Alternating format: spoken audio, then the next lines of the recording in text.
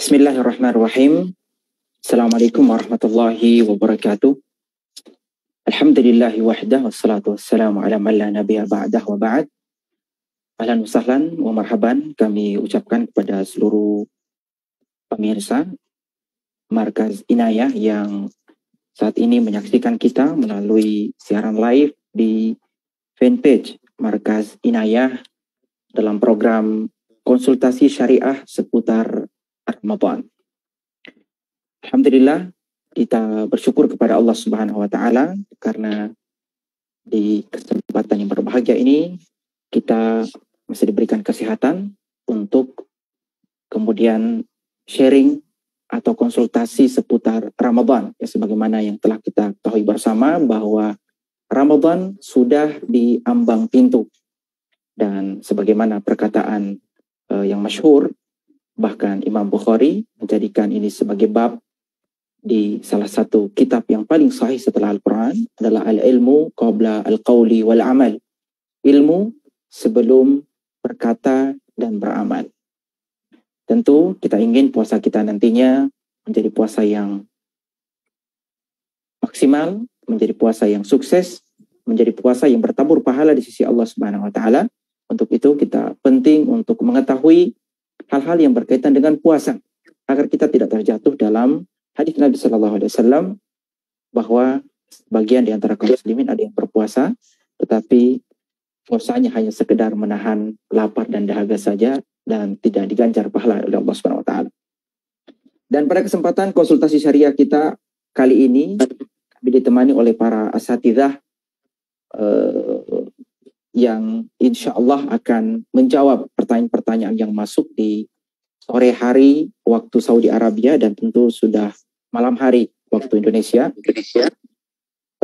Kita akan sapa terlebih dahulu asatidzah yang telah bergabung dan insya Allah ada 3 asatidzah yang akan menemani kita di sore hari ini waktu Saudi dan malam hari untuk waktu Indonesia. Kita akan sapa terlebih dahulu ada Ustadz Harman Tajam, LCMI, Hafidhahullah. Assalamualaikum Ustadz. Assalamualaikum warahmatullahi wabarakatuh. Hayakallah Ustaz. Kaifa hal Ustaz? Baik. Allah salam. Masyaallah. Hayakallah. Baik, beliau adalah mahasiswa doktoral di Universitas Qasim, Saudi Arabia di Mulaida. Dan yang kedua ada Ustadz Maulana Laeda, LCMA. Ustadz Maulana. Assalamualaikum Ustaz. Waalaikumsalam warahmatullahi wabarakatuh. Hayakallah Ustaz. Baik, beliau adalah mahasiswa doktoral di Universitas Islam Madinah Al-Munawwarah. Dan yang ketiga ada Ustadz Dadang Setiana LCMA. Assalamualaikum Ustadz. Waalaikumsalam warahmatullahi wabarakatuh. Hayakallah Ustadz. Ya, baik, beliau Ustadz Dadang hafizahullah ta'ala adalah juga mahasiswa doktoral di Universitas Qasim, Saudi Arabia. Baik, untuk para pemirsa Markaz Inayah, kami mengundang Anda untuk kemudian bergabung. Ya, silahkan bertanya, waktu kita insya Allah 1 jam ke depan untuk kemudian bertanya kepada asatidzah seputar Ramadan atau fikih-fikih Ramadan. Dan pertanyaan Anda bisa dikirimkan melalui chat atau melalui kolom komentar di fanpage kita, Markaz Inayah, atau yang bergabung melalui Zoom bisa mencatat ya, atau bisa menulis pertanyaannya di kolom atau di kolom chat. Baik, para pemirsa yang dirahmati Allah Subhanahu Wa Taala, kita akan mulai terlebih dahulu dengan beberapa pertanyaan ya yang telah masuk. Pertanyaan pertama mungkin kami tujukan ini kepada Ustadz kita, Ustadz Maulana hafizahullah ta'ala, mengenai fenomena perbedaan penentuan awal Ramadan Ustadz. Ya, sebagaimana kita ketahui bahwa selalu menjadi mungkin insah tabir, kita katakan polemik ya di tengah kaum muslimin, dan mereka terkadang bingung yang mana yang harus kita ikuti ini. Apakah ru'yatul hilal dan atau hisab ya. Utamanya kita sebagai warga negara Indonesia, dan kita ketahui bahwa kedua-duanya ini muktabar di negara kita. Nah, bagaimana sikap kita Ustaz melihat perbedaan yang ada di masyarakat kita setiap mengawali atau ketika kita akan masuk bulan Ramadan. Fadhal Ustaz. Bismillahirrahmanirrahim. Alhamdulillah wassalatu wassalamu ala Rasulillah wa ba'd. Hayakallah Ustaz Tasnim, barakallahu fiik. Suara saya jelas? Jelas, alhamdulillah. Terkait dengan setiap kali awal Ramadan yang berkaitan dengan ru'yah dan hisab, tentunya sebuah polemik yang bukan merupakan hal baru, ya sudah lama ya ada di Indonesia, atau bahkan dalam polemik tertentu, baik terkait dengan baik terkait antara hisab dengan ru'yah atau terkait dengan polemik ru'yah, juga polemik antara orang-orang yang menjadikan ru'yah sebagai atau hisab sebagai pedoman. Ini ada zaman sahabat radhiyallahu taala anhu juga pasar terkait ya, tentunya mempunyai dalil yang kuat dari Al-Quran, dari pandangan Allah radhiyallahu anhu, ya sabda Rasulullah SAW dalam muttafaq alaih dari Abdullah ibn Umar radhiyallahu anhu, bahwa beliau wa afiru bi ru'yati fa in kunna 'alaikum faqduru lah.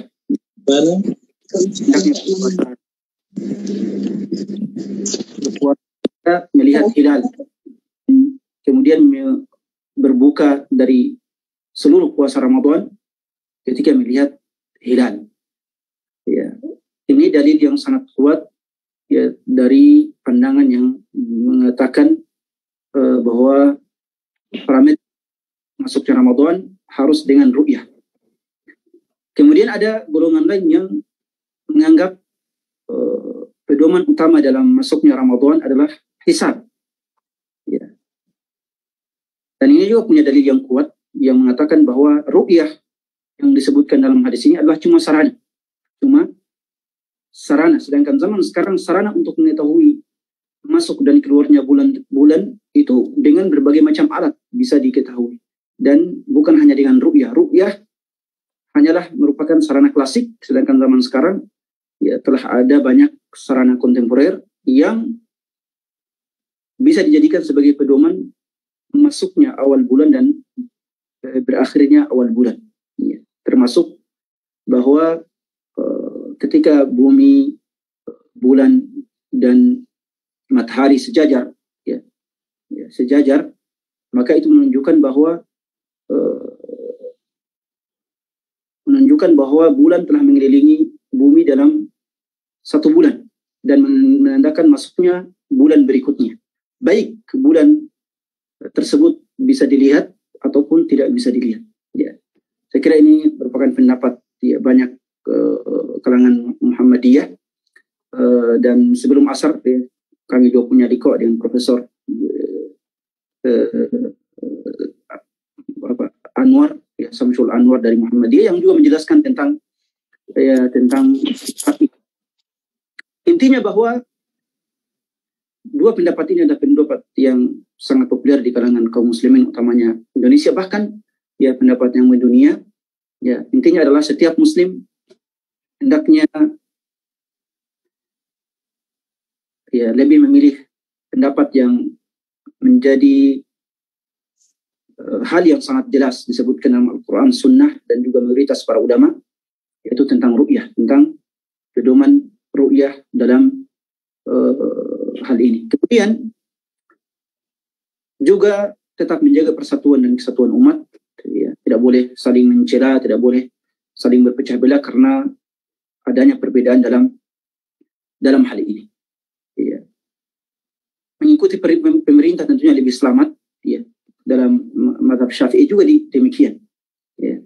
Bintiha ya, Sya'ban bil kamali atau hukmi qadi qablu bil hilali, bahwa keputusan pemerintah dengan munculnya hilal itu merupakan hal yang harus diikuti.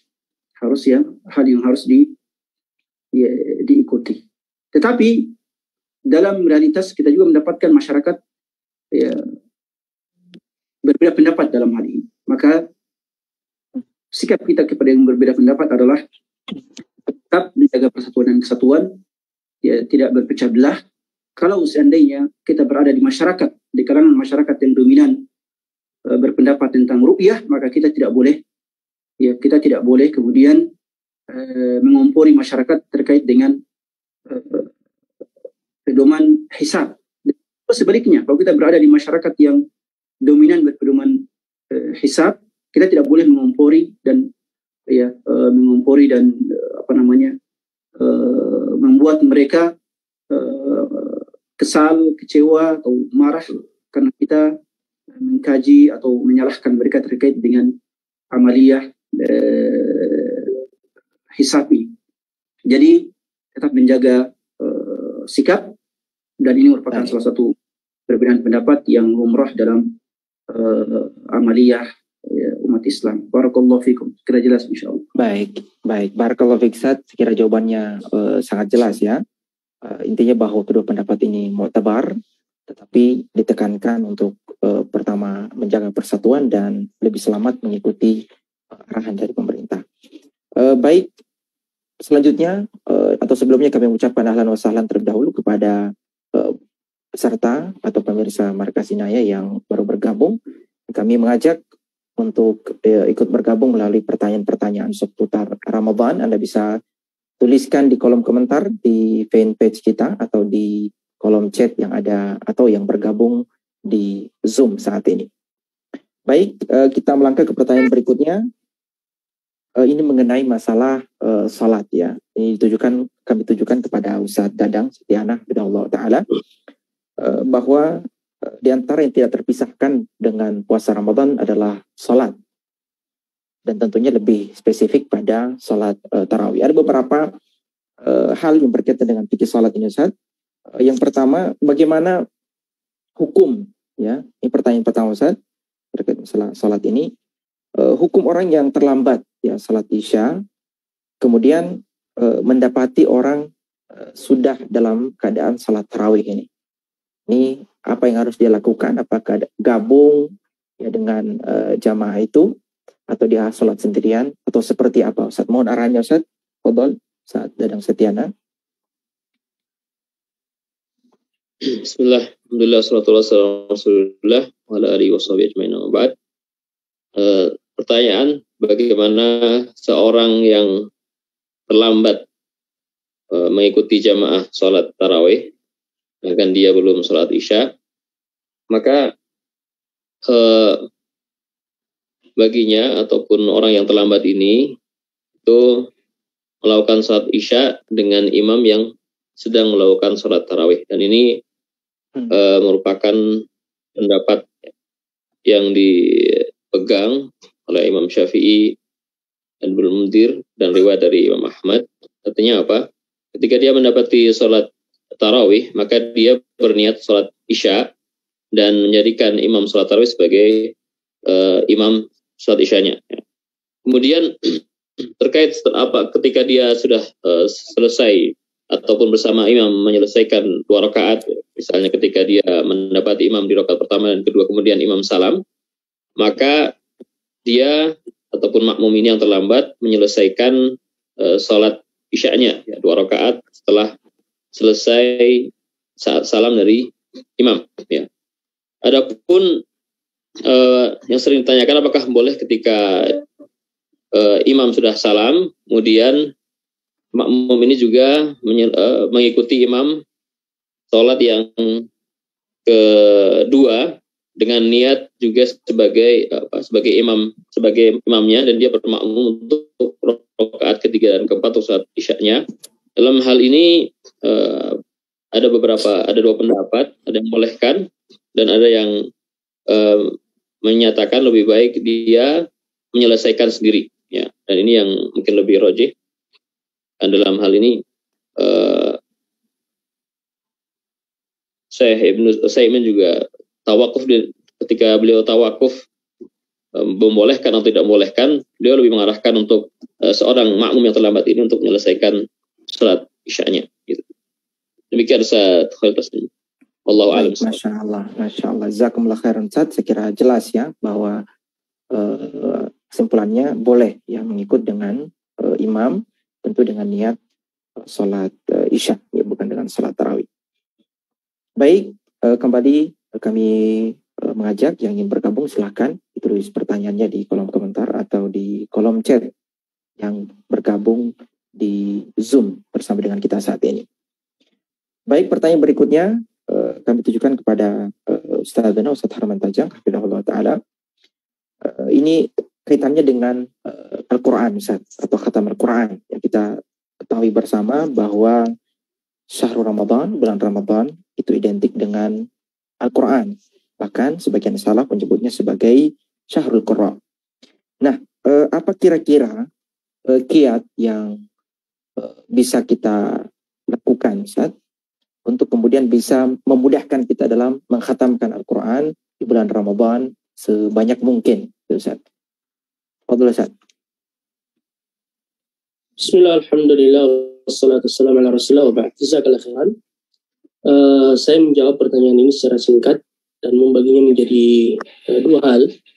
Yang pertama dan sifatnya ruhiyah, ma'nawiyah, dan ada yang sifatnya hissiyah. Tips-tips yang sifatnya ruhiyah yang berasal dari dalam, kemudian yang berikutnya adalah tips secara zahir atau yang bisa kita amalkan. Adapun yang pertama tentunya, dan ini berlaku juga untuk semua ibadah, yaitu bagaimana kita mempersiapkan diri kita dan terutama hati kita sebelum memasuki bulan suci Ramadan, itu benar-benar disiapkan, terutama dengan bertaubat kepada Allah Subhanahu wa Ta'ala, karena tidak ada yang menghalangi diri kita dari ibadah dan kebaikan, termasuk tilawatul Quran, kecuali dosa-dosa yang kita lakukan yang mengotori hati-hati kita. Oleh karenanya diriwayatkan dari Utsman bin Affan, beliau mengatakan, "Lau tahurat qulubuna ma syabi'na min tilawatil Quran." Andaikan hati-hati kita bersih, maka kita tidak akan pernah merasa kenyang dengan bacaan Al-Quran. Ya, jadi memang bulan suci Ramadan adalah bulan Al-Quran. Bahkan Allah menyebutkan sendiri Syahrul Ramadan alladzi unzila fihil Quran. Bulan suci Ramadan di dalamnya diturunkan Al-Quran. Dan para ulama juga mencontohkan hal tersebut. Nabi juga beliau mengkhatamkan di setiap bulan suci Ramadan, bahkan membacakannya setiap malam kepada Jibril alaihissalam di bulan suci Ramadan. Ya, bahkan di tahun kematian beliau membacanya 2 kali kepada Jibril alaihissalam. Ya, ini menunjukkan bahwasanya memang bulan suci Ramadan adalah bulannya Al-Quran, ya, dan kita dianjurkan untuk memperbanyak membaca Al-Quran. Begitu pula para ulama meninggalkan majelis-majelis mereka ya untuk fokus dengan Al-Quran. Jadi yang pertama tadi adalah mempersiapkan hati kita, memperbanyak taubat kepada Allah Subhanahu wa Ta'ala, ya. Kemudian juga tentunya tidak kalah penting adalah tips yang kedua yang kita sebutkan secara amali atau dalam prakteknya,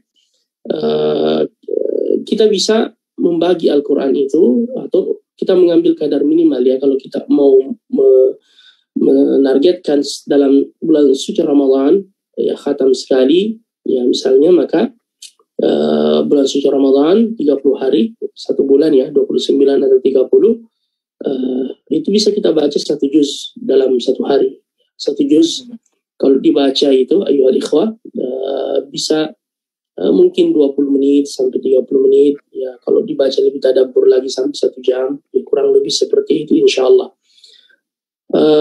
Kalau kita tidak bisa sekali duduk membacanya, maka waktu-waktu sholat itu sangat membantu kita untuk mengkhatamkan Al-Quran, ya. Atau bahkan seorang muslim itu Masya Allah bisa lebih teratur hari-harinya, dan ia bisa mengatur agendanya dengan waktu-waktu sholat itu. Ya, misalkan kalau kita mengambil contoh untuk mengkhatamkan Al-Quran, standar minimal 1 juz per hari, di mana 1 juz terdiri dari 10 halaman, 10 lembar, 20 halaman. Ya, silakan dibagi 5, ya, maka kita bisa membaca 2 lembar setiap selesai kita melaksanakan sholat, ya, dan insya Allah itu bisa kita khatamkan 1 juz dalam sehari. Misalkan setelah salat subuh kita baca 2 lembar, Setelah salat zuhur juga 2 lembar, itu tidak mengambil waktu yang banyak. Setelah salat asar juga demikian 2 lembar. Setelah maghrib kita baca 2 lembar. Kemudian setelah tarawih atau setelah sahur kita baca 2 lembar. Dengannya kita telah mengkhatamkan 1 juz dalam sehari. Kalau itu rutin kita lakukan setiap harinya, insya Allah maka kita mengkhatamkan Al-Quran di akhir bulan suci Ramadan. Kalau mau ditambahkan lebih dari itu, silahkan. Ada yang mengkhatamkan 2 kali atau 3 kali dan seterusnya, sebagaimana yang memiliki himmah aliyah, semangat yang tinggi atau bacaannya bagus, ya maka silahkan kita melakukannya. Wa kullu muyassarun lima khuliqa lahu, dan semoga Allah Subhanahu wa taala membantu kita untuk hal tersebut. Jadi ini kesempatan kita untuk lebih dekat dengan Al-Quran dan lebih cinta kepada Al-Quran, insyaallah. Wallahu a'lam. Baik, Ustaz, masih ada kaitannya dengan khatam Quran ini. Apakah ada batasan maksimal gitu Ustaz untuk khatam Quran, atau mungkin ada yang semangat gitu Ustaz mau khatamkan sampai berapa kali? Ada tidak batas maksimalnya Ustaz? Ya terserah, tidak ada. Ya tidak ada batas maksimalnya. Larangan untuk mengkhatamkan Al-Quran kurang dari 3 hari, sebagaimana yang datang dari Nabi SAW dan dijelaskan oleh para ulama. Ini jika ia lakukan secara rutin dan menjadi kebiasaannya. Adapun ketika memasuki bulan suci Ramadan, karena memang bulannya Al-Quran, dibolehkan dikhatamkan Al-Quran kurang dari 3 hari. Ya, dan ini dicontohkan oleh para salaf rahimahumullah. Ya, ada yang masyhur misalkan dari Imam Syafi'i mengkhatamkan 60 kali, begitu pula Imam Abu Hanifah. Ini di luar yang beliau baca di dalam salat. Begitu pula ada di antara ulama salaf yang rutin mengkhatamkan Al-Quran setiap 7 hari. Begitu masuk bulan suci Ramadan dia mengkhatamkan dalam 3 hari. Begitu masuk 10 terakhir bulan suci Ramadan beliau mengkhatamkan setiap harinya. Jadi semakin kita banyak membaca Al-Quran tentunya semakin baik, insya Allah, terutama di bulan yang mulia seperti bulan suci Ramadan, insya Allah. Dan insya Allah ini bisa dilakukan. Ya, ini bagi para penghafal Al-Quran atau para santri itu sering kita melihat ada wisuda mengkhatamkan Al-Quran sekali duduk 30 juz, dia mulai dari pagi sampai sore, bisa ia lakukan yang seperti itu. Jadi ini kembali kepada semangat, ya, dan bagaimana di bulan suci Ramadan benar-benar seseorang itu mengkhususkan diri untuk beribadah, meminimalkan kegiatan-kegiatan yang mungkin mubah ia lakukan di luar bulan suci Ramadan, tapi menyita perhatian dan fokusnya di bulan suci Ramadan. Nah. Baik, jazakumullah khairan atas jawabannya. Berikutnya, pertanyaan berikutnya ini kami tujukan kepada Ustadz Maulana, berkaitan dengan masalah azan yang berbeda-beda Ustadz. Ini kadang kita tinggal di satu komplek yang masjidnya mungkin berdekatan. Kita kadang bingung mana azan yang harus kita ikuti ketika utamanya di 2 waktu, saat kita hendak buka puasa dan ketika kita ingin atau berhenti sahur. Nah, bagaimana kita menyikapi Ustaz azan yang berbeda-beda seperti ini, mana yang harus kita ikuti? Begitu Ustaz. Fadhal Ustaz. Maulana. Jazakallahu khairan tasnim, barakallahu fiik. Wa barakallahu lil musyahidin al-kiram. Ya, terkait dengan perbedaan waktu azan di berbagai masjid yang biasanya terjadi di Indonesia, ya, ini merupakan sebuah problem, ya, banyak sekali, kan bukan hanya pada zaman sekarang tapi juga pada tahun-tahun sebelumnya. Problemnya adalah karena masjid-masjid kita di Indonesia tidak diatur dengan baik, ya. Kalau misalnya di Saudi atau di beberapa negara Arab, itu biasanya mereka mengaturnya dengan baik, sehingga kalau muadzin terlambat sedikit saja dia akan diadukan ke pihak terkait, ya, bisa saja dihukum, diganti atau diberikan sanksi, ya.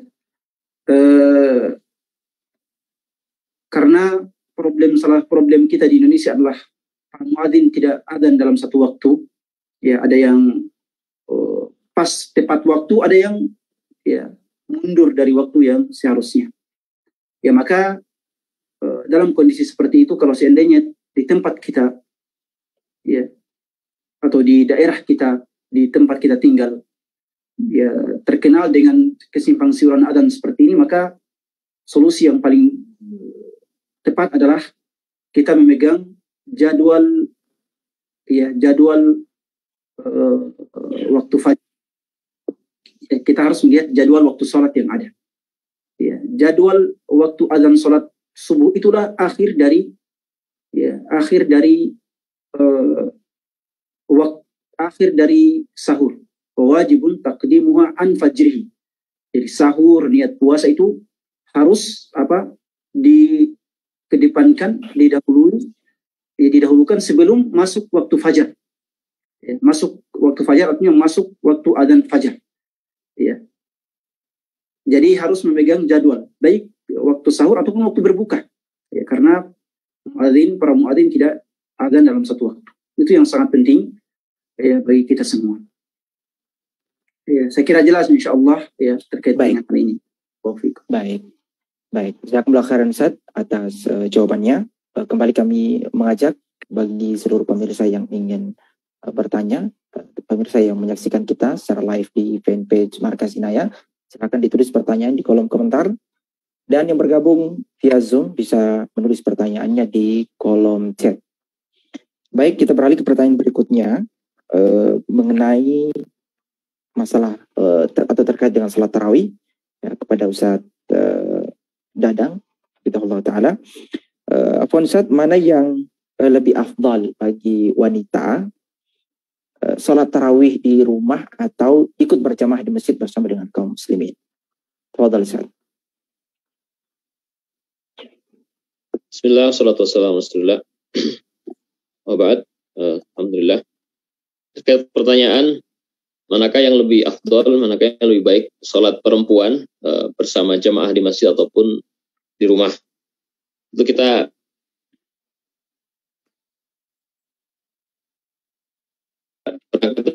tarawih sendiri. Tarawih itu hukumnya kan bagi seorang muslim untuk melaksanakannya, dan bagi laki-laki ataupun perempuan dibolehkan untuk sholat tarawih di masjid bersama kaum muslimin. Ya. Dan ketika ditanya yang paling afdal, tentu saja para ulama menyampaikan sebagaimana yang dikatakan Rasulullah SAW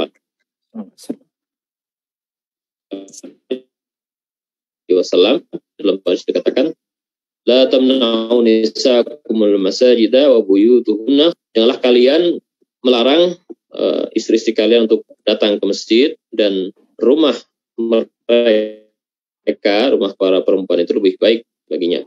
Sebagaimana pula hadis riwayat Imam Abu Dawud pula yang menyatakan bahwasanya sholat seorang perempuan di rumahnya itu lebih baik daripada sholat di halamannya dan seterusnya.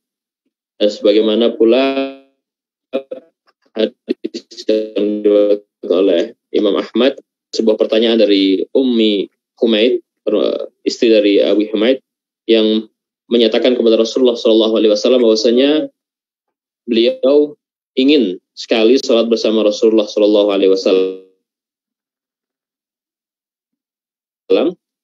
Kemudian Rasulullah SAW menyampaikan bahwasanya Rasulullah menyampaikan, qad alimtu annaki tuhibbina sholati ma'i wa salatuki fi baitika khairun laka min salatika fi hujratika wa salatuki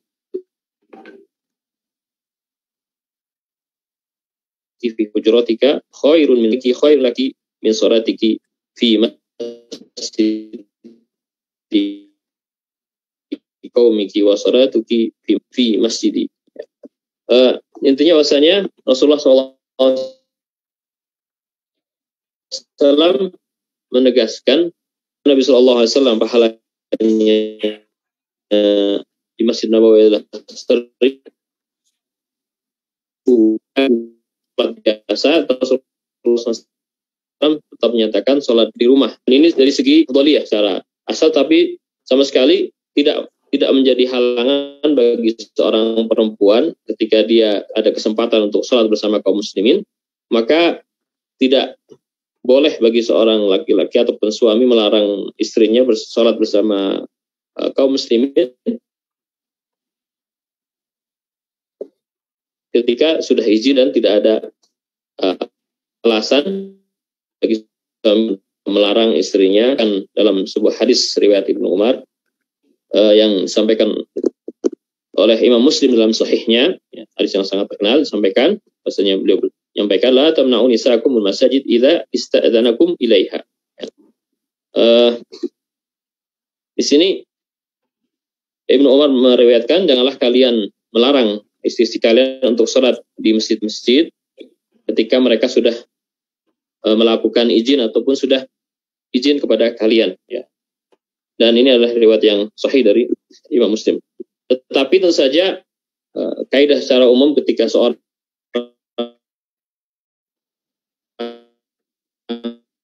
perempuan pergi, 3 kaidah. Yang pertama, ketika dia pergi ke masjid, dia harus memakai pakaian yang syar'i ataupun hijab yang sempurna. Yang kedua, tidak memakai minyak wangi, ya, ataupun menarik perhatian laki-laki dengan berhias yang berlebihan. Kemudian yang ketiga, syarat yang ketiga disampaikan para ulama adalah memang diizinkan oleh seorang suaminya, ya. Dan sekali lagi, jika dilihat tentang masalah seorang suami ketika dia mengizinkan, adakah masalah ketika seorang istri sholat bersama kaum muslimin di masjid, mungkin ada ketika dia pergi ke masjid, dia melakukan dakwah di situ. Ketika dia masjid, dia bisa mengajari para ummahat ataupun ibu-ibu di masjid. Tentu saja seorang suami melihat masalah di sini dan boleh mengizinkan istrinya untuk melaksanakan sholat di masjid. Wallahu a'lam bishawab. Baik, hayakumullah. Jazakumullah khairan Ustaz atas jawabannya. Saya kira jelas ya, hukum atau mana yang lebih afdal, wanita sholat di rumah, begitupun atau sholat di masjid. Baik, pertanyaan berikutnya kami tujukan kepada Ustaz Harman Tajang, hafizahullah ta'ala, mengenai masalah membaca Al-Quran. Ini lagi-lagi bagi wanita, Ustaz. Membaca Al-Quran untuk wanita haid, bagaimana hukumnya, Ustaz? Boleh atau tidak? Bismillah, alhamdulillah, salatu wassalamu ala rasulillah, wala hawla wala quwwata illa billah, amma ba'd. Tentu bagi wanita haid tetap dianjurkan untuk kemudian memperbanyak ibadah yang tidak ada larangan di dalamnya, ya, jika ia dalam keadaan haid, ya, dari sisi syar'i. Ya, tentunya wanita haid dia tidak boleh salat, dia tidak boleh berpuasa, dan ia ganti puasanya di hari lain. Adapun masalah membaca Al-Quran, maka yang tidak diperbolehkan untuk membaca Al-Quran adalah bagi mereka yang dalam keadaan junub, ya, jangankan menyentuh mushaf, membaca saja tidak diperbolehkan. Ya, adapun bagi wanita haid, tetap ia bisa dan boleh membaca Al-Quran, ya, dan sebaiknya juga ia tidak menyentuh mushaf. Yang dimaksudkan mushaf di sini adalah yang bertuliskan ayat-ayat Al-Quran di dalamnya. Beda tentunya kalau misalkan ia dalam bentuk terjemahan atau buku tafsir, ulama kita menyebutkan bahwasanya itu tidak termasuk yang dilarang di dalamnya. Ala kullin, kesimpulan dari jawaban kami bahwasanya tidak ada halangan bagi wanita haid, ya, untuk tetap memperbanyak membaca Al-Quran, terutama di bulan suci Ramadan. Dia tetap bisa melakukannya, membacanya berkali-kali, berulang-ulang, ya, sampai mengkhatamkannya, itu boleh. Bahkan tetap dianjurkan untuk bagi kaum wanita, walaupun mereka dalam kondisi haid, untuk banyak membaca Al-Quran, terutama di bulan suci Ramadan. Ya, adapun untuk menyentuh mushaf, maka sebaiknya ia hindari untuk menyentuhnya secara langsung. Boleh dengan menggunakan pelapis atau menggunakan aplikasi di handphone misalnya, itu boleh ia lakukan yang seperti itu, kan ia tidak termasuk dalam kategori mushaf, insyaallah. Wallahu a'lam. Baik, jazakumullah khairan Ustaz atas jawabannya. Dan sekali lagi kami ucapkan ahlan wa sahlan untuk yang baru bergabung, mungkin yang menyaksikan kita secara live di fanpage Markas Inayah. Silakan kami mengajak Anda untuk ikut bertanya di konsultasi syariah seputar Ramadan dengan menuliskan pertanyaan Anda di kolom komentar, dan yang bergabung melalui Zoom silakan menulis pertanyaan di kolom chat. Pertanyaan berikutnya ini dari peserta yang bergabung di Zoom bersama dengan kita, dari Bone atas nama Al-Ukh Mega. Pertanyaannya, bismillah, kami tujukan ini kepada Ustadz Maulana.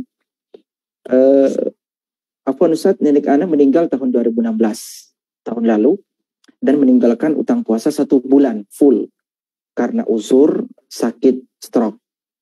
Dan saat ini kami baru tahu atau kami beritahukan itu kepada keluarga untuk wajib diganti fidyah atau difidyahkan. Apa solusinya Ustaz untuk keluarga ana atau nenek ana yang meninggal dan utang puasanya ada 1 bulan? Fadhil Ustaz. Bismillahirrahmanirrahim. Salatu wassalamu ala nabiyina Muhammadin wa ala alihi wa sahbihi ajma'in, amma ba'd. Ya, tentunya orang yang sakit dan kemudian tidak mampu untuk berpuasa lalu meninggal ya sebelum memiliki waktu atau sebelum sembuh ya, yang memungkinkan dirinya untuk mengqadha puasa yang ditinggalkan tersebut, maka orang ini ya atau orang yang wafat ini tidak perlu untuk dipuasakan dan tidak perlu untuk dibayarkan fidyah bagi. Tidak perlu dipuasakan dan tidak perlu dibayarkan fidyah baginya. Kenapa? Karena dalam kondisi Ramadan dia sakit. Dalam kondisi Ramadan dia sakit dan kemudian setelah Ramadan dia tidak sempat untuk mengqadha puasanya tersebut. Ini bagi kondisi orang yang sakit. Adapun kalau ya, nenek yang meninggal tersebut, semoga Allah tabaraka wa ta'ala merahmatinya, diketahui bahwa penyakitnya adalah penyakit yang tidak akan sembuh. Ya, penyakit yang tidak akan sembuh. Maka seharusnya pada saat Ramadan tersebut, keluarga hendaknya membayarkan fidyah baginya. Keluarga membayarkan fidyah baginya karena dia dihukumi sebagai orang yang sudah lema dan tidak mampu lagi berpuasa. Tidak mampu lagi untuk berpuasa, walaupun sembuh nantinya dia tidak akan mampu lagi berpuasa, maka orang yang seperti ini hendaknya dibayarkan fidyah 1 hari ketunggakan puasanya diganti dengan 1 mud makanan pokok. Ya, 1 mud makanan pokok ya sekitar mungkin 0,6 atau 0,7 kilogram. Ya. Jadi tinggal dikali 0,7 dikali 30 hari ketertinggalan puasa kemudian dibayarkan. Ya, dan ini insya Allah harganya lumayan murah dan bisa ya kalau seandainya tidak ada harta warisan tidak ada harta warisan yang meninggal tersebut untuk diambil dan dibayarkan fidyah untuknya, maka hendaknya keluarga sepatungan untuk memberikan fidyah bagi orang yang meninggal tersebut. Ya. Baik. Karena ya orang tua misalnya yang sudah renta atau yang tidak diharapkan kesembuhannya, maka dia fidyatun ya ta'am miskin atau ta'am masakin. Jadi dia membayar fidyah, membayarkan fidyah kepada orang-orang miskin. Dan fidyah kalau tidak disebutkan secara detail dalam ayat atau dalam hadis, maka maksudnya adalah 1 mud. Maka maksudnya adalah satu mud. Ya, 1 mud dalam 1 hari, jadi 1 mud dikali 30 hari. Jadi kalau 1 mud seandainya 0,6 atau 0,7 kilogram, maka dikali ya 0,7 dikali 30 hari, ya itulah ya fidyah yang dibayarkan ya untuk orang yang meninggal tersebut. Kalau seandainya keluarga juga tidak mampu, maka tidak ada problem. Ya, itu merupakan sebuah kelemahan dan Allah tabaraka wa taala ya tidak akan menghukum seorang hamba karena ya kelemahan tersebut. Barakallahu fikum. Baik, ini masih ada sambungan sebetulnya Ustaz, bahwa sampai saat ini belum difidyahkan sang nenek tersebut karena kendala ekonomi dan meninggalkan sebetulnya warisan gitu Ustaz. Apakah boleh diambil dari warisan itu atau gimana Ustaz? Ya, seharusnya ya fidyah itu diambilkan dari warisan atau dari harta orang yang meninggal atau orang yang sakit. Itu lebih utama karena persoalan puasa adalah persoalan dirinya. Sehingga yang lebih utama adalah dia sendiri yang membayarkan fidyah tersebut. Wa jaizun lisyakhsi fi sinnil kibar tarku siyam in tahaqqaqa ad-darar wala qada' bal ta'yan al-ada an kulli yawmin muddu habbin lil fida. Ini dalam mazhab Syafi'i. Dia dibolehkan ya untuk memang tidak puasa, tetapi harus membayar fidyah ini dari hartanya sendiri, atau kalau dia tidak mampu bisa ya dari keluarganya, dari teman-temannya, dari orang lain yang menghadiahkan fidyah tersebut untuk dirinya. Barakallahu. Baik, sekira jelas. Jazakumullahu khairan Ustaz atas jawabannya. Pertanyaan berikutnya dari peserta yang bergabung juga di Zoom bersama dengan kita. Ini kami tujukan kepada Ustadz Dadang Setiana, hafizahullah ta'ala. Dari Al-Ukht Sukmawati, pertanyaannya, Assalamualaikum warahmatullahi wabarakatuh Ustadz. Ingin bertanya bagaimana hukumnya seseorang yang sholat di belakang imam, yang notabene-nya imam ini masih melakukan ritual-ritual kesyirikan, ya, seperti memberi sesajen kepada orang yang meninggal, atau semisalnya. Tafadhal Ustaz.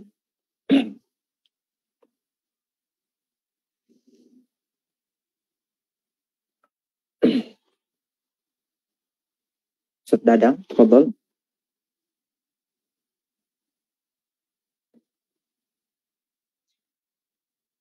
Iya, mungkin ada gangguan dengan Ustaz Dadang. Kami mohon kesediaannya, mungkin Ustaz Harman Tajang, hafizahullah, untuk menjawab. Mikrofon beliau tertutup. Baik.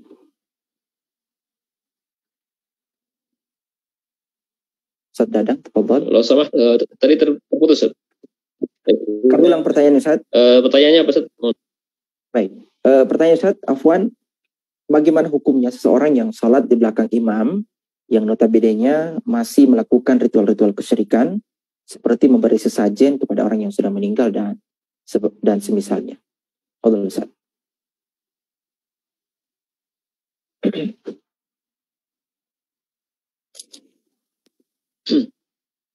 Bismillah, salatu wassalamu rasulullah wa ala alihi wa sahbihi ajma'in wa ba'd.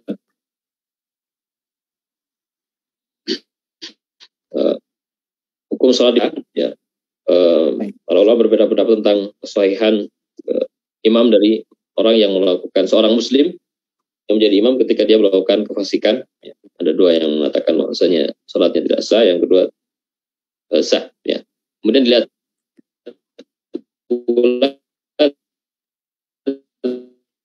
tentang kefasikan tersebut, apakah kefasikan ataupun perbuatan dosa itu adalah perbuatan dosa besar seperti ketika bid'ah biasa, maka salatnya tetap dibolehkan, ya.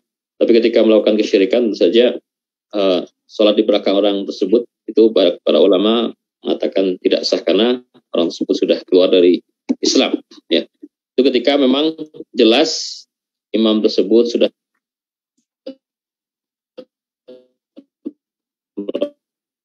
melakukan kesyirikan, syirkul akbar, ilmu tentang dosa yang adalah berupa, tetapi ketika dosa syirik tersebut yang dilakukan seorang imam tersebut ternyata adalah seorang yang tidak pun disebut dengan jahil, suatu kewajiban seorang muslim adalah melakukan dakwah kepada imam tersebut, ya, melakukan islah, melakukan nasihat bahwasanya dosa, ya. Ketika imam tersebut tidak mau menerima islah ataupun nasihat, tentu saja ada sebuah fatwa yang dikatakan oleh Syekh bin Bas, menyatakan ketika ada imam yang seperti ini, maka sebaiknya dia sholat di masjid yang lain. Tapi ketika tidak bisa mendapatkan masjid yang lain, hanya mendapatkan masjid tersebut, maka dia tidak sholat bersama dengan imam tersebut, ya. Tidak sholat bersama imam tersebut, baik sholat sebelumnya ataupun setelahnya. Dan yang baik dari fatwa tersebut adalah sampaikan bahwasanya seorang muslim, ya, sebaiknya melakukan islah, melakukan dakwah, melakukan nasihat kepada imam tersebut, sehingga beliau tersebut kembali kepada jalan yang diberikan oleh Allah Subhanahu wa taala dari perbuatan dosa tersebut. Allah alam, mungkin Ustaz Harman bisa menambahkan. Allah. Baik. Jazakumullah khairan atas jawabannya Ustaz.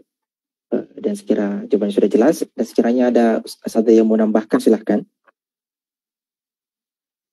Baik, sekira cukup ya. Cukup, Masya Allah, cukup. Baik. Kita beralih ke pertanyaan berikutnya. Kami tujukan kepada Ustadz dan Ustadz Harman. Bagaimana hukumnya Ustadz seorang imam atau mungkin sholat sendirian ketika sholat di bulan Ramadan, sholat tarawih dengan membaca dari mushaf karena mungkin hafalannya tidak banyak dan ingin berlama-lama dalam sholatnya Ustadz. Fadhal. Bismillah, alhamdulillah, salatu wassalamu ala rasulullah. Asalnya yang dibaca dalam qiyam itu sebagaimana firman Allah, faqra'u ma tayassara min, bacalah yang mudah bagimu.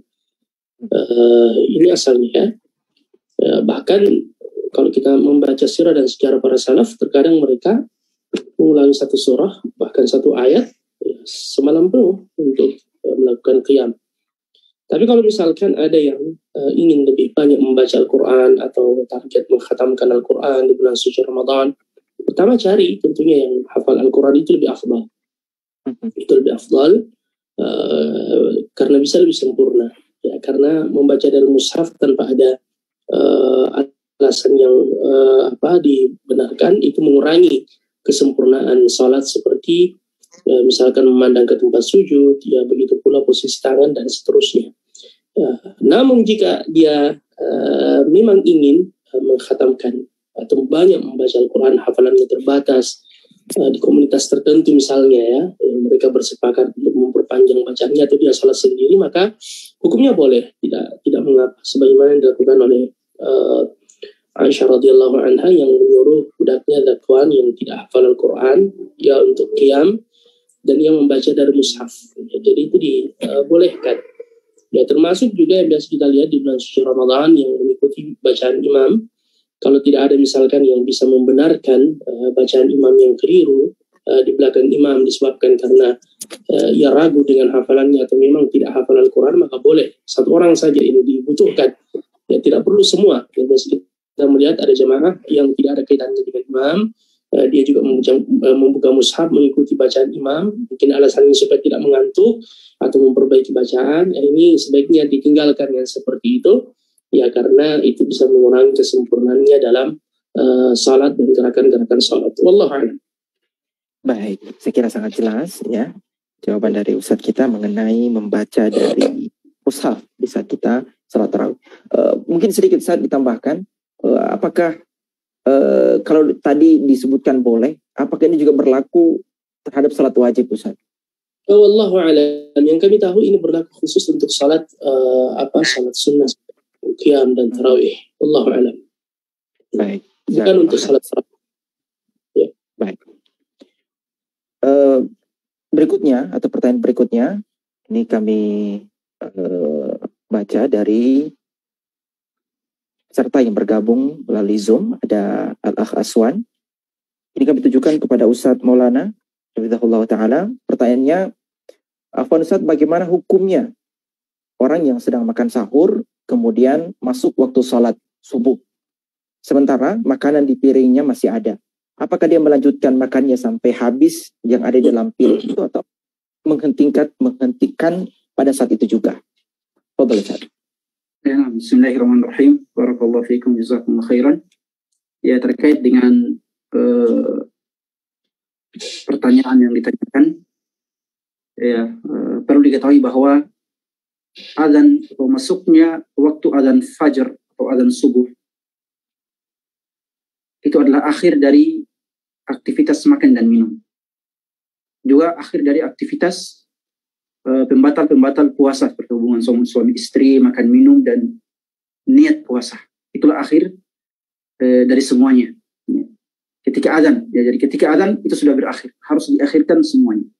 Sesuai dengan firman Allah Tabaraka wa Ta'ala, "Fakulu washrabu hatta yatabayyana lakumul khaytul abyadu minal khaytil aswadi minal fajr." Ya. Makan dan minumlah sampai jelas ya benang putih dari benang hitam. Artinya ketika terbit fajar, tinggalkan semuanya.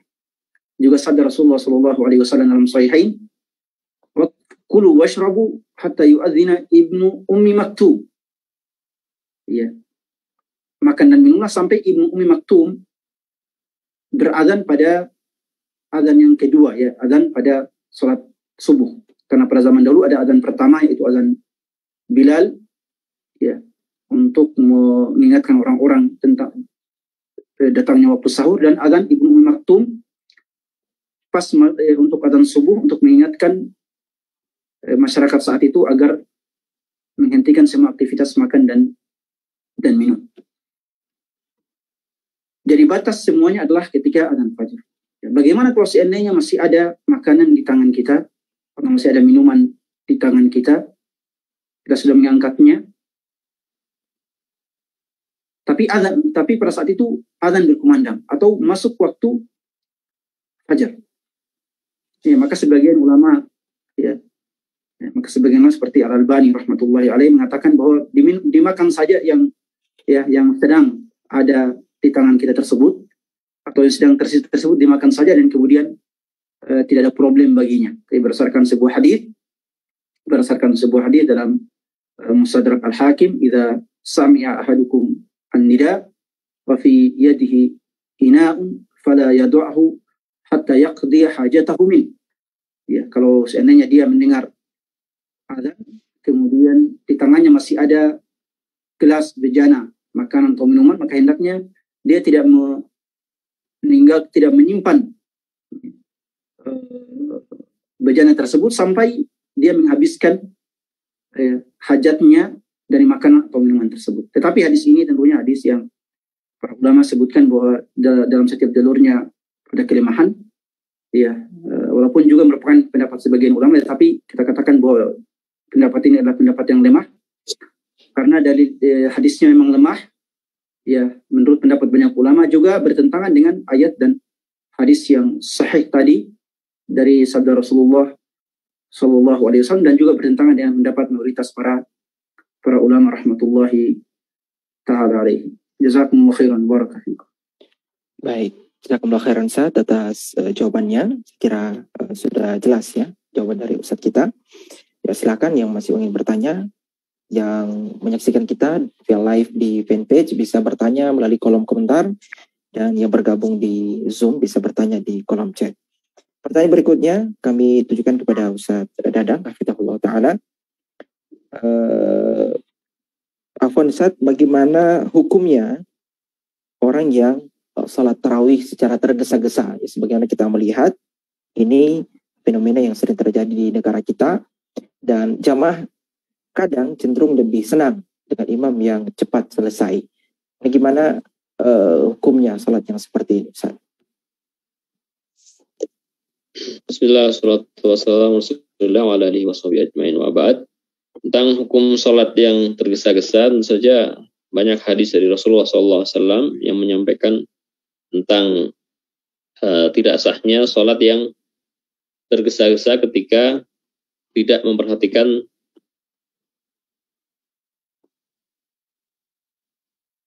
syarat sahnya salat, sebagaimana hadis Abu Hurairah tentang seorang yang salat irji fa innaka lam tusalli, kemudian salat sampai 3 kali, kemudian minta diajarkan Rasulullah SAW bagaimana cara salat. Kemudian Rasulullah SAW bersabda tentang salat ini, salah satu syaratnya adalah tuma'ninah. Sampaikan Rasulullah, farka hatta tatma'inna raki'an wasjud hatta tatma'inna sajidan, dan seterusnya. Bagaimana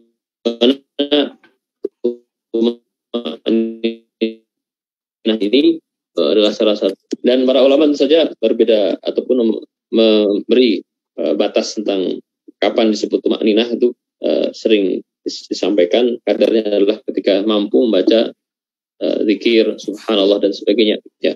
Ketika memang masih mampu membaca zikir minimal subhanallah dan sebagainya, maka salatnya tetap sah. Tapi ketika tergesa-gesa dan tidak sampai membaca zikir ataupun bacaan-bacaan yang harus dibaca ketika salat, maka salatnya menjadi tidak sah. Dan sebaiknya memang sebagai seorang muslim memilih salat yang sempurna, ada tuma'ninah dan tidak gesa-gesa.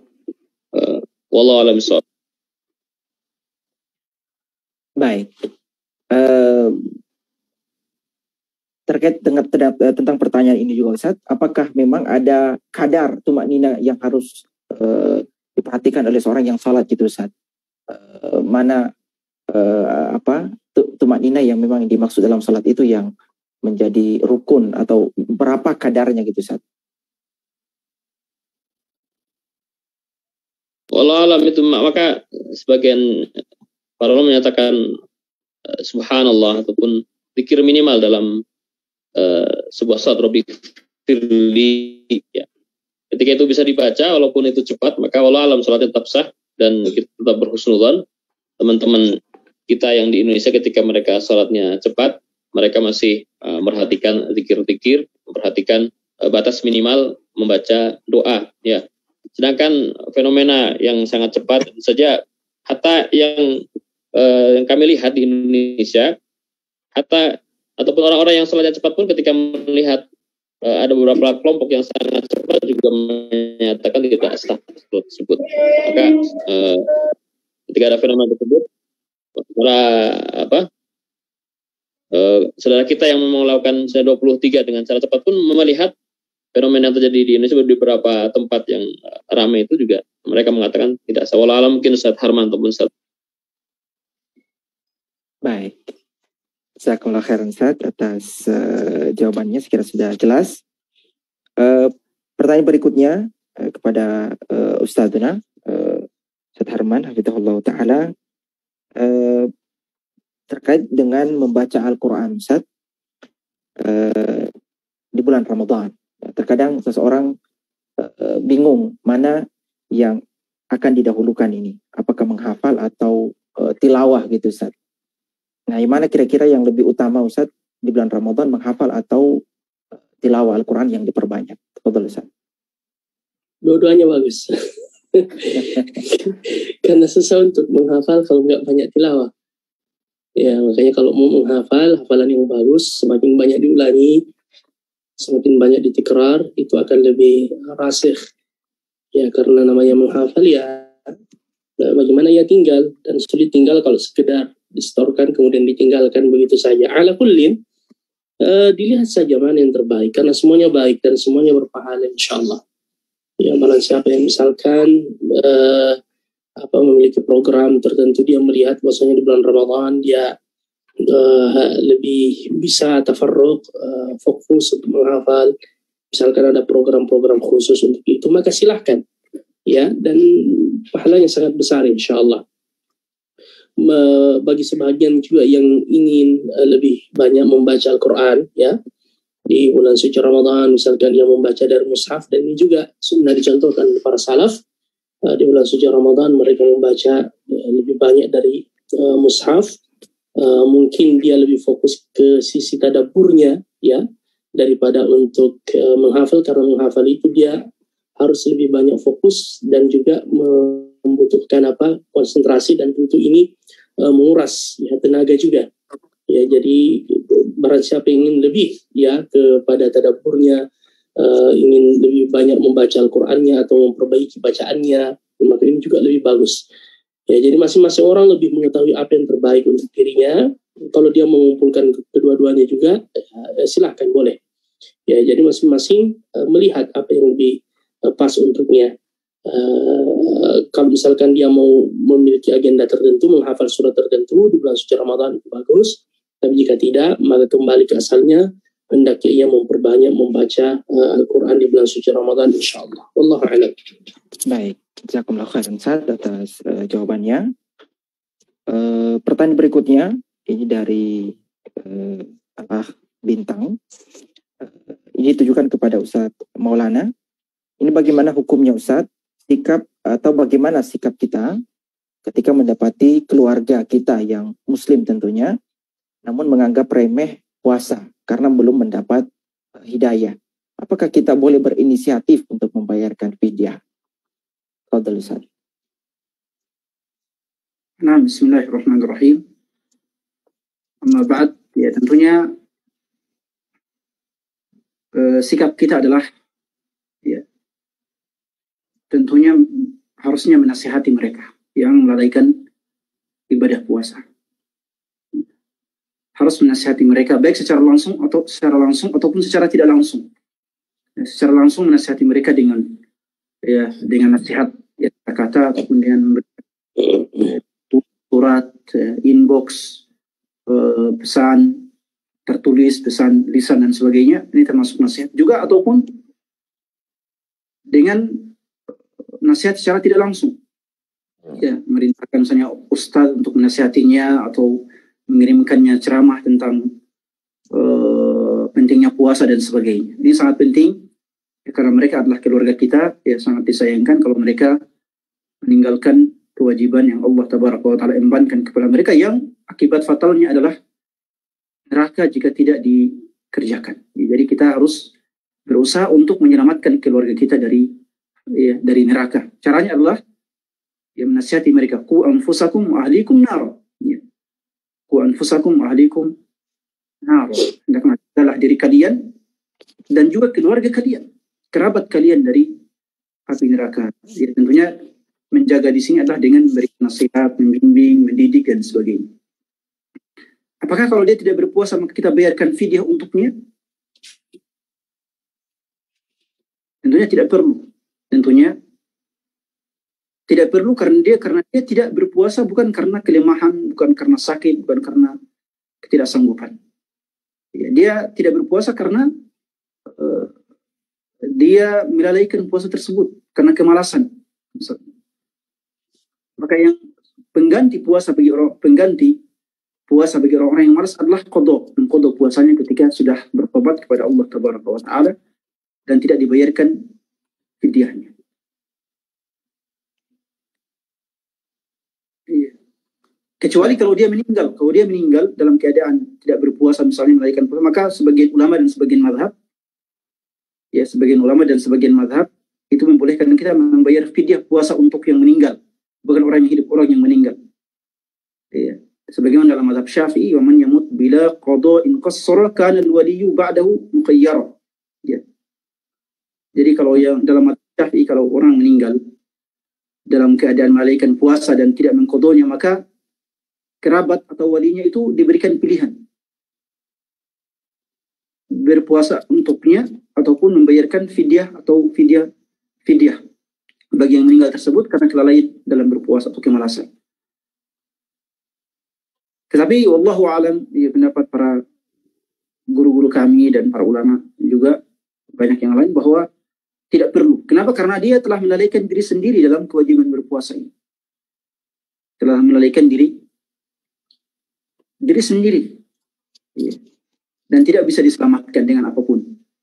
Kecuali kalau dia tidak berpuasa karena sakit, lemah dan sebagainya, maka tidak ada problem. Tapi kalau dia memang sejak awal malas dan tidak perhatian dengan puasa, maka ibadah ini adalah persoalan antara dia dengan Allah Tabaraka wa Ta'ala. Maka selama mereka masih hidup, maka kewajiban bagi kita adalah untuk menasihati mereka, ku anfusakum wa ahlikum nar. Saya kira jelas insyaallah. Barakallahu fiikum. Baik, jazakumullah khairan Ustaz atas jawabannya. Kita beralih ke pertanyaan berikutnya. Ini dari saudara atau Ansar. Bismillah, mau tanya Ustaz, bagaimana cara melakukan iktikaf di 10 akhir Ramadan? Bolehkah datang ke masjid pada saat pelaksanaan sholat tahajud saja dan pada saat mau makan sahur pulang lagi ke rumah? Apakah dia termasuk kategori atau dikategorikan sebagai iktikaf atau bagaimana? Tafadhol Ustaz Dadang Setiana. Bismillah, salatu wassalamu. Terkait dengan masalah iktikaf, biasanya para ulama berpuasa, dan tujuan dari iktikaf adalah takhalli dan al-khulwah fil masjid. Dia konsentrasi beribadah di masjid, dan para ulama menyampaikan tentang apakah harus lama, apakah ada batas waktu tertentu. Disampaikan para ulama bahwa tidak ada batas waktu tertentu, hatta sa'ah, walaupun hanya waktu yang sedikit. Katakan tadi dalam pertanyaan, ketika sholat malam kemudian ketika sahur dia pulang lagi ke rumah, ketika dia niatkan iktikaf maka dia sudah mendapatkan pahala iktikaf, wallahu alam. Dan itu yang disampaikan oleh para ulama dan dalam buku-buku fikih, dengan juga fatwa Syekh bin Baz. Walaupun tentu saja ketika kita ingin meneladani i'tikaf Rasulullah SAW, ya, saja berusaha full di masjid dan tidaklah keluar kecuali setelah selesai melaksanakan puasa. Dan ini yang paling afdal. Tapi ketika memang disampaikan tadi dalam pertanyaan hanya bisa ketika sholat malam, ya, hanya beberapa waktu mungkin atau beberapa hari, maka wallah alam itu termasuk sudah termasuk dalam i'tikaf. Dan i'tikaf pula dalam para ulama juga misalnya Nabi SAW juga beriktikaf ketika Syawal, artinya tidak terbatas ketika bulan Ramadan. Walaupun sekali lagi karena Rasulullah SAW beriktikaf di bulan Ramadan, dan bulan Ramadan adalah bulan yang dilipat gandakan pahalanya oleh Allah Subhanahu Wa Taala. Kemudian di 10 hari terakhir disampaikan Rasulullah juga ada Lailatul Qadar. Yang paling baik tentu saja di masjid. Dan ketika ada fatwa ataupun pernyataan para ulama tentang etika boleh dalam waktu yang sebentar, ini juga merupakan satu ataupun bentuk kemudahan kecuali waktu tersebut, maka Allah alam dan dibolehkan untuk melakukan etikaf yang seperti yang ditanyakan. Baik. Jazakumullah khairan Ustaz atas jawabannya. Saya kira ini jelas, insyaallah. Kita beralih ke pertanyaan berikutnya dari saudara Yusta Rizaldi. Izin bertanya, pertanyaan ini kami tujukan ke Ustaz dan Ustaz Harman.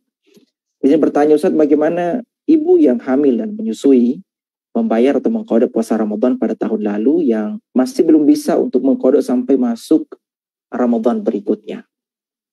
Fadhal Ustaz. Ini masalah fidyah ya bagi ibu yang menyusui dan yang hamil.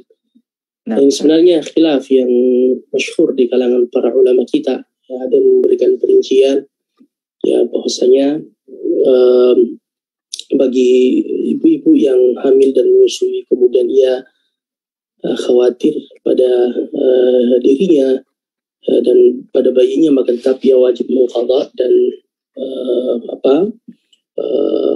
pada hari-hari yang lain ya sampai ia mampu untuk membayar qadha.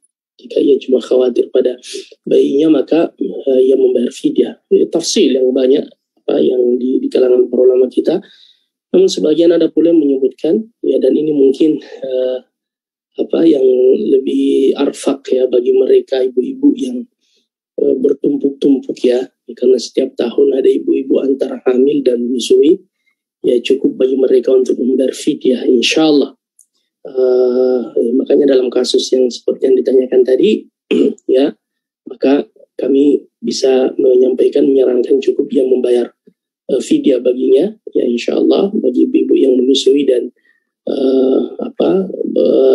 dan khawatir jika ia tetap berpuasa bisa mengurangi jatah air susu ibu tersebut atau bisa mendatangkan mudarat pada dirinya sendiri ya, jadi cukup baginya untuk membayar fidyah biidznillah tabaraka ta'ala. Ia memberi makan seorang miskin makanan yang mengenyangkan sejumlah hari yang ia tinggalkan, bisa setiap harinya atau ia kumpulkan di akhir Ramadan atau bisa juga di luar bulan suci Ramadan, dan sebaiknya jangan menunda-nunda untuk membayarkannya. Wallahu a'lam. Baik. Jazakumullah khairan Ustaz atas jawabannya. Kita beralih ke pertanyaan berikutnya dari saudara atau Al-Akh Rahman.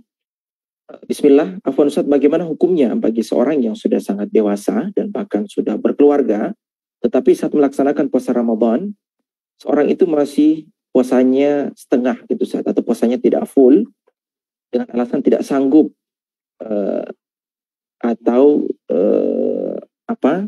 tidak sanggup, dan seorang itu juga tidak sakit Ustaz. Ini bagaimana hukumnya yang seperti ini Ustaz? Tafadhal Ustaz Maulana. Barakallahu fikum.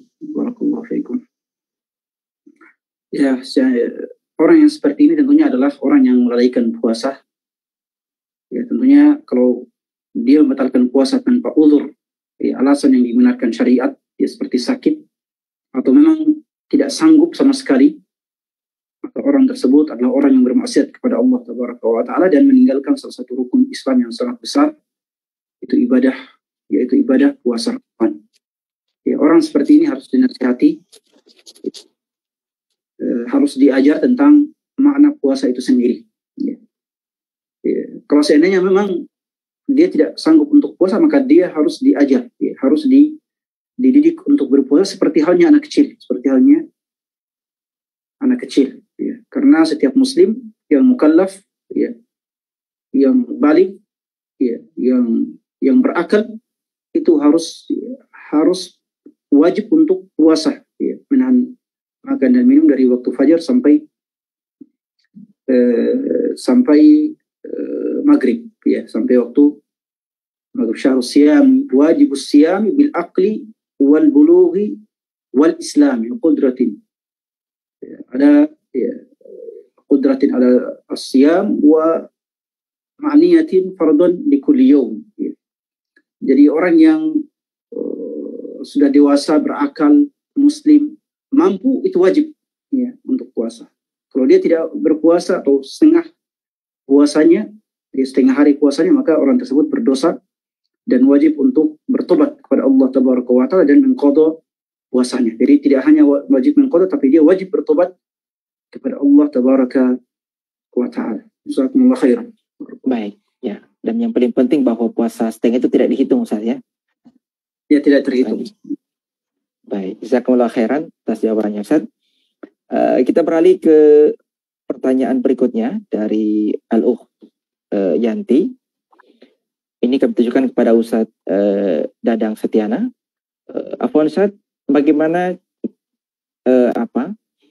hukumnya atau bagaimana imam yang bacaannya cepat dan makmum belum sempat menyelesaikan bacaan? Misalnya ketika bacaan tasyahud, makmum belum sempat menyelesaikan bacaan tasyahudnya dan imam sudah salam. Apa yang harus kita lakukan? Apakah ikut salam atau menyelesaikan bacaan tasyahud kita? Tafadhal Ustaz.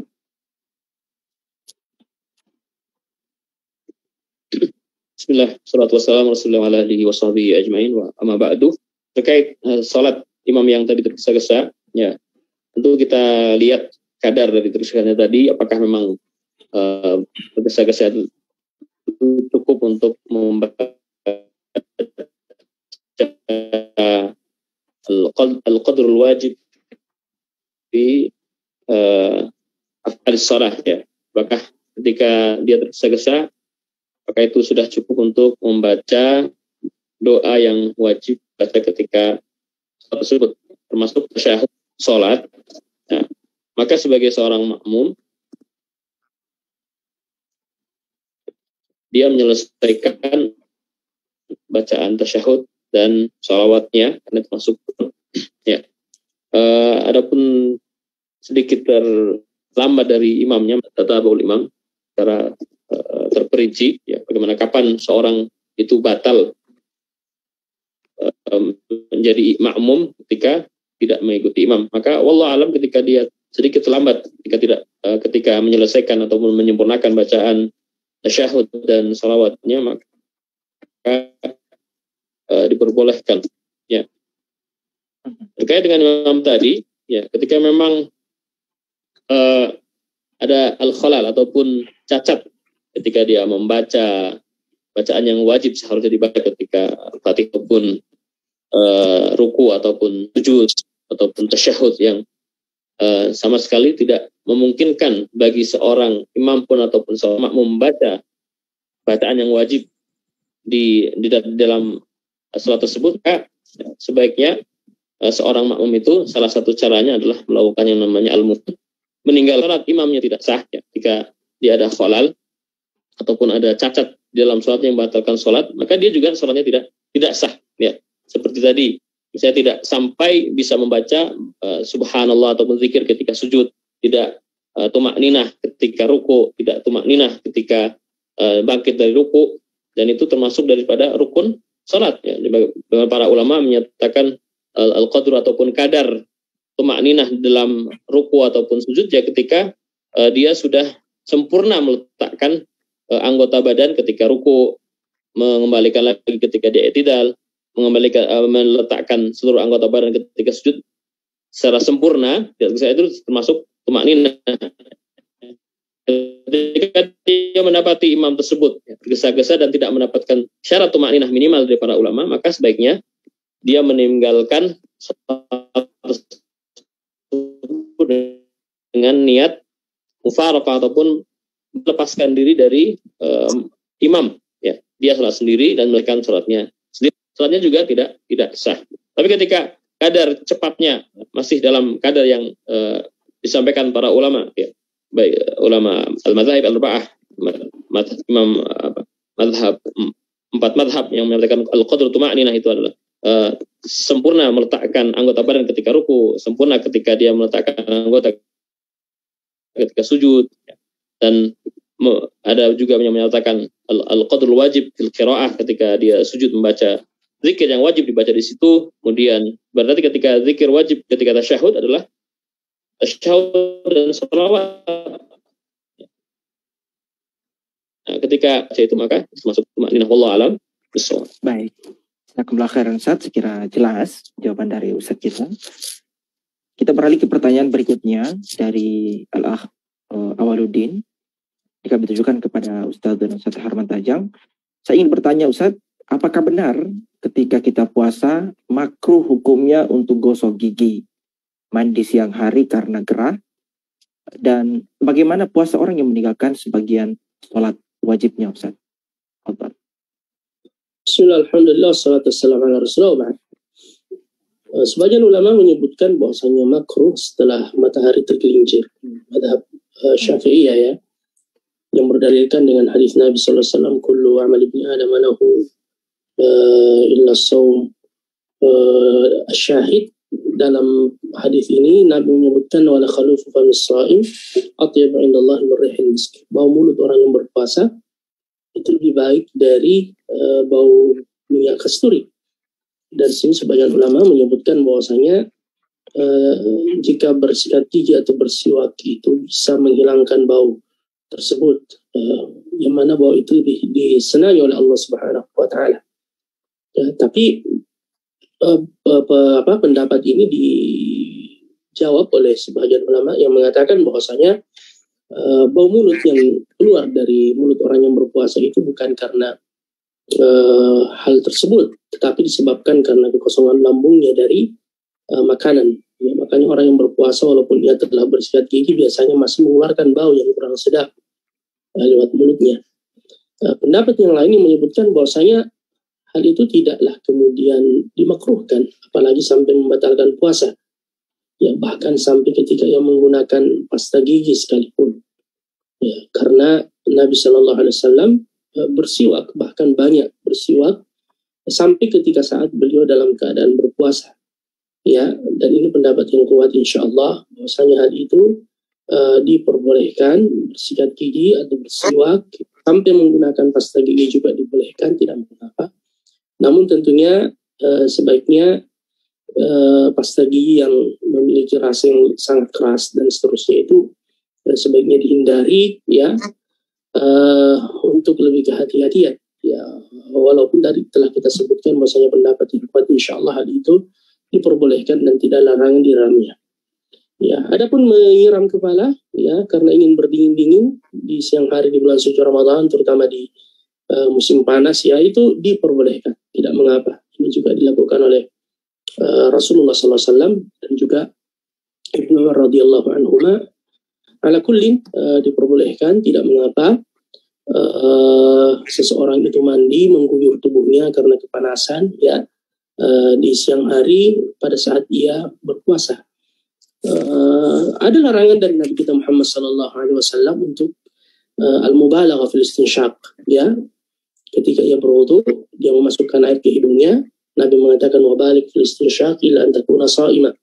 Perdalamlah ketika engkau istinsyaq menghirup air kecuali engkau dalam keadaan berpuasa.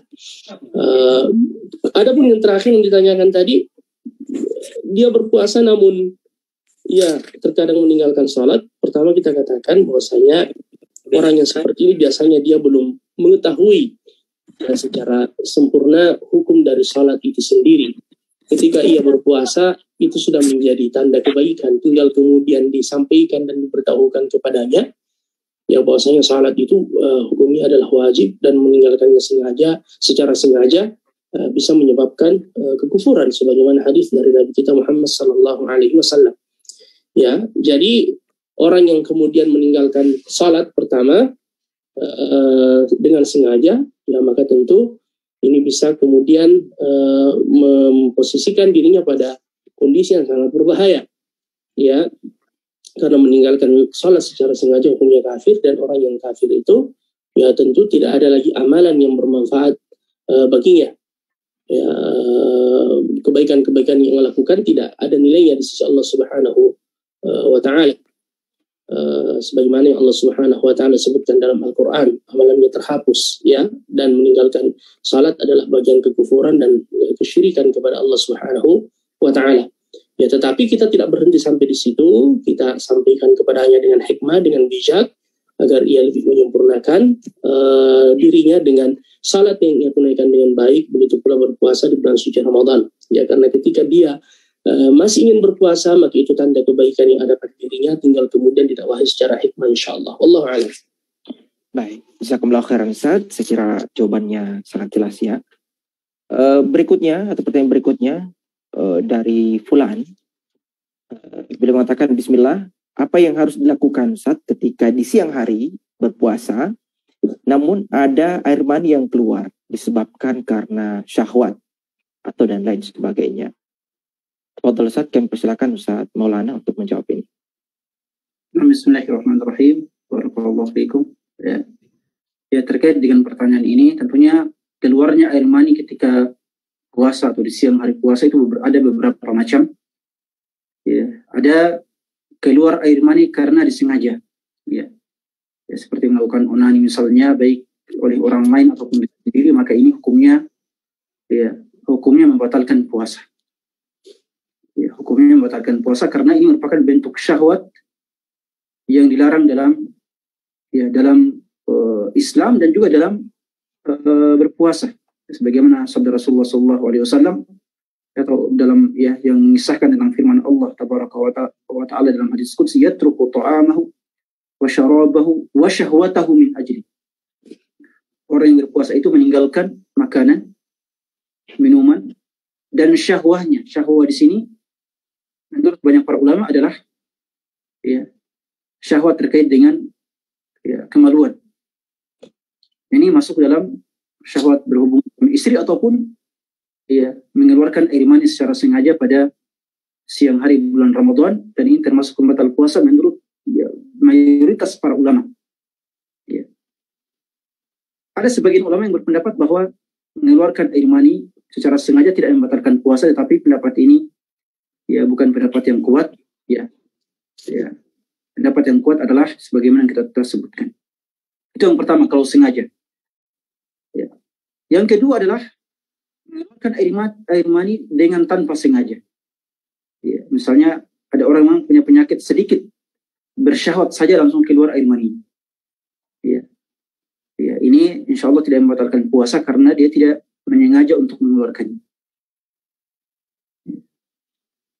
Dan dia tetap beristighfar kepada Allah tabaraka wa ta'ala karena syahwat, karena nafsu yang ada dalam dirinya tersebut.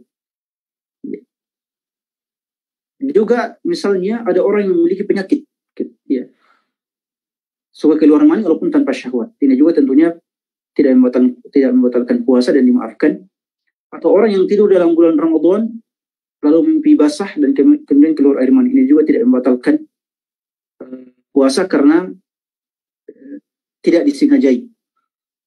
Tidak disengajai. Adapun kalau mengeluarkan air mani dengan sengaja, maka setelah kita sebutkan bahwa hal ini membatalkan puasa karena dia dikiaskan dengan berhubungan suami istri, dan juga termasuk dalam syahwat yang dilarang dalam hadis qudsi yang telah kita sebutkan tadi. Barakallahu fiikum. Baik, jazakumullah khairan Ustaz atas jawabannya. Dan sebetulnya kita masih ingin membuka pertanyaan, tapi karena waktu yang sudah tidak memungkinkan, terlebih para asatidzah yang saat ini berada di Arab Saudi sudah akan masuk waktu azan maghrib. Maka kami mohon maaf untuk beberapa pertanyaan yang belum sempat kami baca dan belum sempat kami jawab. Insya Allah akan dituntaskan di konsultasi syariah berikutnya, ya, konsultasi syariah berikutnya. Maka untuk para pemirsa dan peserta yang pertanyaan belum terjawab, insya Allah bisa ditanyakan ulang atau insya Allah akan dijawab di kesempatan yang akan datang. Barakallahu fikum, kami ucapkan jazakumullahu khairan sekali lagi kepada seluruh asatidzah yang telah menyempatkan waktunya di sore hari menjelang maghrib waktu Arab Saudi dan tentu malam hari waktu Indonesia. Mudah-mudahan kita semua diberikan taufik oleh Allah Subhanahu wa taala untuk bisa sampai dan mendapati bulan suci Ramadan dan diberikan taufik oleh Allah Subhanahu wa taala melakukan yang terbaik di bulan suci Ramadan dengan ibadah yang paripurna insyaallah, dengan ibadah yang sempurna di sisi Allah Subhanahu wa taala. Demikian saya Khairul Tasnim menutup acara konsultasi syariah kali ini. Barakallahu fikum dengan doa kafaratul majlis. Subhanakallah bihamdik asyhadu la ilaha illa anta astaghfiruka wa atubu ilaik wa akhiru da'wana alhamdulillahi rabbil alamin. Wassalamualaikum warahmatullahi wabarakatuh.